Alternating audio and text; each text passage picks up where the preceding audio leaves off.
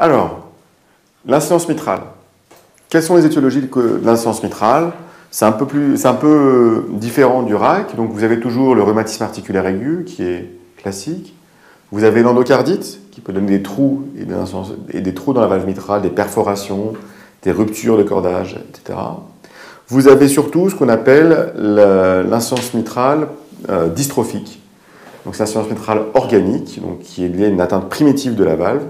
Dystrophique, soit par deux types de dystrophie, soit par une dystrophie myxoïde, avec une dégénérescence myxoïde. Vous aurez, c'est ce qu'on appelle la maladie de Barlow, des valves redondantes, épaissies avec des cordages très lâches.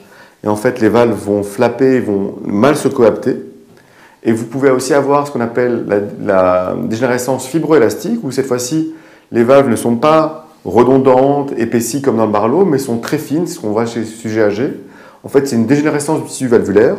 Et à un moment donné, ce qui va se passer, c'est que vous avez un cordage qui est très fin, qui va se rompre. Et en se rompant, vous allez avoir un prolapsus d'une des valves qui va entraîner une insuffisance mitrale. Donc, il y a, dans les IM organiques, donc par atteinte primitive, il y a l'IM rhumatismal, l'IM de l'endocardite, l'IM dystrophique. Et puis, c'est à peu près tout. Vous avez une autre catégorie qui sont des IM fonctionnels. Les IM fonctionnels sont la valve théoriquement est en bon état, il n'y a pas de trou ou de lésion comme dans l'endocardite ou dans la dystrophique, mais vous allez avoir un défaut de coaptation qui est lié à la dilatation du ventricule gauche. Vos valves se touchent, votre ventricule se dilate, vous allez avoir une fuite au milieu, c'est une insuffisance mitrale qui est dite fonctionnelle, qu'on retrouve dans les cardiopathie dilatée ou ischémique. Alors, comment explore-t-on une insuffisance mitrale? Encore une fois, le maître examen, c'est l'échographie transthoracique et ou transœsophagienne, qui va vous permettre de faire un diagnostic positif d'insuffisance mitrale, étiologique, voire des signes en faveur d'un rhumatisme articulaire aigu, d'une endocardite, d'une IM dystrophique, comme on l'a vu, d'accord? De quantifier la sévérité, donc diagnostic positif, étiologique, sévérité. On a des critères échographiques, la PISA, le volume régurgitant, qui nous permettent de dire si l'IM est sévère. Vous savez qu'il y a 4 grades d'IM, minime, modéré, moyenne et sévère, 1, 2, 3, 4, d'accord? Donc qui va nous permettre de quantifier cette fuite. Et ensuite, donc diagnostic positif, étiologique, sévérité et le retentissement. Le retentissement, comme toujours, vous savez que l'insuffisance mitrale va dilater le ventricule gauche. Donc comme toujours en médecine et en cardiologie, au début on s'adapte, donc le ventricule va se dilater. Et après, on ne s'adapte plus. Donc, lorsque le ventricule est très dilaté et qu'apparaît une dysfonction ventriculaire gauche, à ce moment-là, il y a un retentissement important sur le ventricule et ça va rentrer dans les critères de sévérité de l'insuffisance mitrale. Que faut-il pour opérer une IM? Comme on l'a vu, c'est toujours la même chose. Pour opérer une IM, il faut qu'elle soit sévère et symptomatique.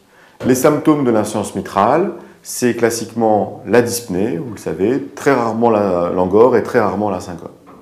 La particularité de l'insuffisance mitrale, et s'il faut que vous le sachiez, c'est que lors de l'intervention, autant pour la valve aortique qu'on remplace, autant pour la valve mitrale dans l'insuffisance mitrale, surtout lorsque les valves sont souples, on peut proposer une réparation ou une plastie mitrale.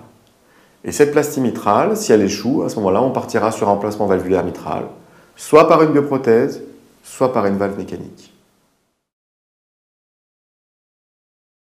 La dernière question qu'on peut se poser dans le traitement, c'est j'ai une IM sévère, mais je n'ai pas de symptômes, donc une IM sévère asymptomatique. Quand est-ce qu'il va falloir être opéré? Eh bien, c'est logique finalement. Vous allez être opéré lorsque vous aurez un retentissement ventriculaire gauche important. Donc, soit un VG dilaté, c'est un diamètre télésystolique à 45 mm, soit une dysfonction ventriculaire gauche, avec une FE à moins de 60%, soit un retentissement sur l'oreillette, donc de la fibrillation auriculaire, ou de l'HTAP. Donc ça commence à devenir un peu plus compliqué, mais retenez qu'on opérera une IM sévère asymptomatique, d'autant plus qu'elle aura un retentissement sur le VG, donc un VG dilaté et ou une dysfonction VG et ou une HTAP. Et on opérera d'autant plus facilement un patient asymptomatique que la réparation semble réalisable d'après données échographiques. Juste un mot pour le bilan préopératoire, c'est exactement le même que pour le RAC, donc Coro, Doppler des TSA, EFR, ORL stomato. C'est le même raisonnement.